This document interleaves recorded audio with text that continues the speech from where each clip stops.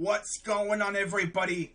Crazy Dog back with another video, and this will be my Browns Chiefs Week 1 preview as the Browns begin their 75th season on the road as they face off against the team that ended their season last year in the AFC divisional round, the Kansas City Chiefs. And you know I would love nothing more than to see this team go into Arrowhead Stadium, one of the most hostile, loudest environments in the NFL, and come out with the dub. Could you just imagine what the national media would say if Baker Mayfield and company went into Arrowhead and came out with a victory? Ooh, my God, that would be crazy. Now, you compare that team to this year's team. If you compare our 2020 AFC divisional roster, the guys that were on that team, that played in that game, to this team that we have right now, I'd say it looks a little different, you know? I mean, let's go through it real quick, alright? So, you had, of course, Baker. You had essentially the starting offensive line, although Jedrick Wills did get hurt in the first few plays of that game. You had Jarvis, you had Rashard Higgins, Donovan Peoples-Jones, Kadarius Hodge, and Marvin Hall. Yeah, after we lost Odell Beckham, we needed that speed threat. And they went out and they brought in Marvin Hall, who didn't really do that much, if anything. Of course, you had Nick Chubb and Kareem Hunt running the ball. Janovich at fullback. You had Hooper and Njoku and Bryant at tight end. But where this team really improved from that playoff team to this year is on defense. Our front four in that divisional game was Myles Garrett, Sheldon Richardson, Larry Ogunjobi, and Adrian Claiborne. This year, it's going to be Garrett and Clowney coming off the edge, with Malik Jackson and Andrew Billings in the interior. Now you're probably thinking, but Crazy Dog, didn't you guys have Billings last year? Well, technically, yeah, we signed him, but he opted out because of the fact that he has asthma, and he wasn't willing to risk his health because of the whole situation. But he's back. And hopefully, we see a lot of him. Of course, I'm also hoping that we see a lot of Malik McDowell, too.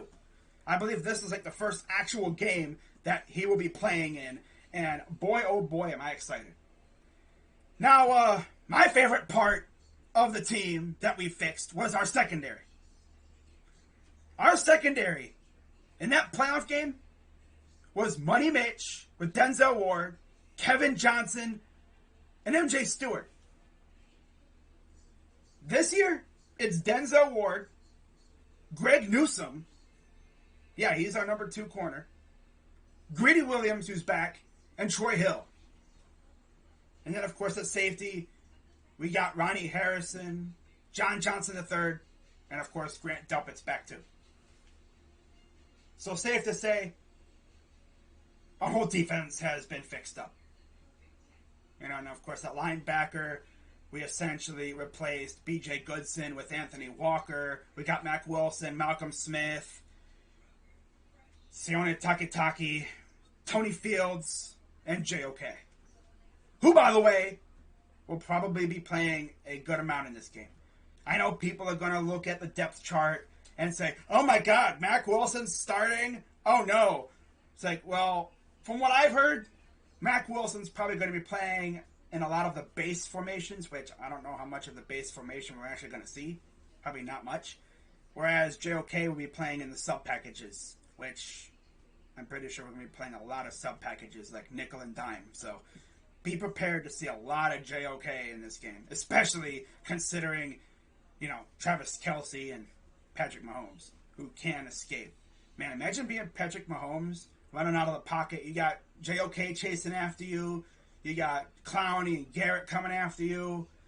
Bruh, it's going to be tough. This ain't that playoff roster that we had This is a completely rejuvenated roster. And I'm freaking excited. Now, what really has me excited about this team heading into this game is the fact that, as I'm going to show you the depth chart heading into week 1 for the Browns,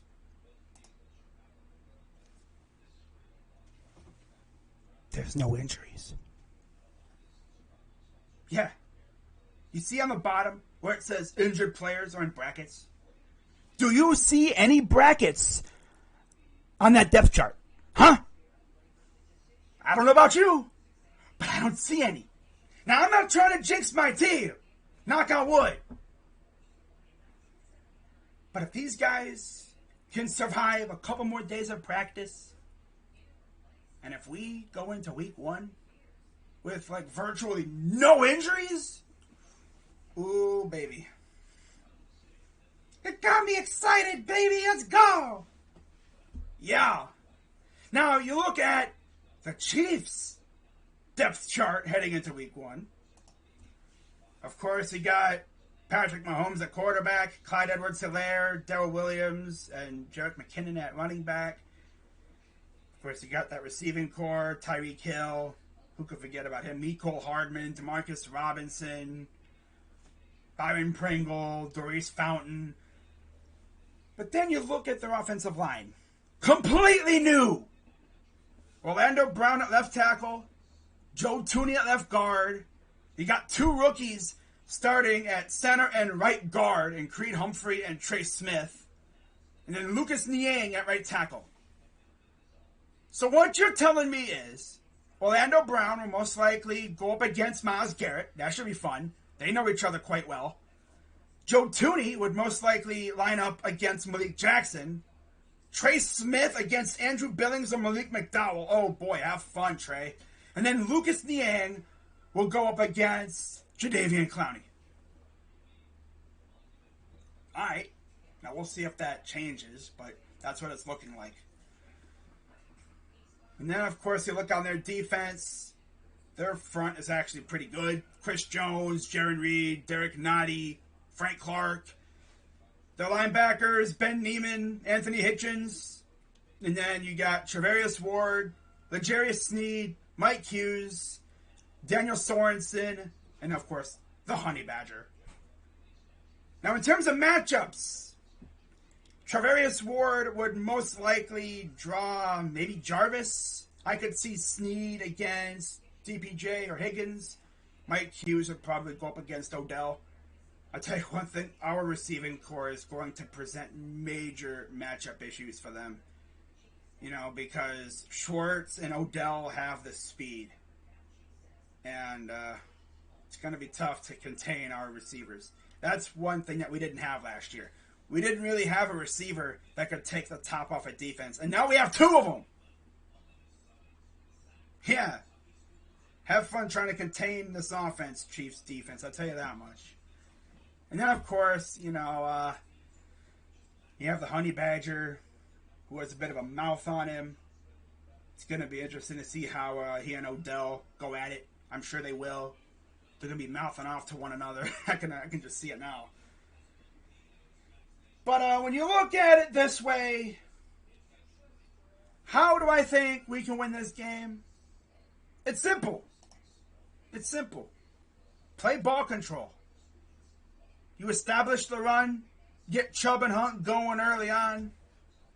That'll open up the pass, that'll open up the play action, and that's where Baker really excels.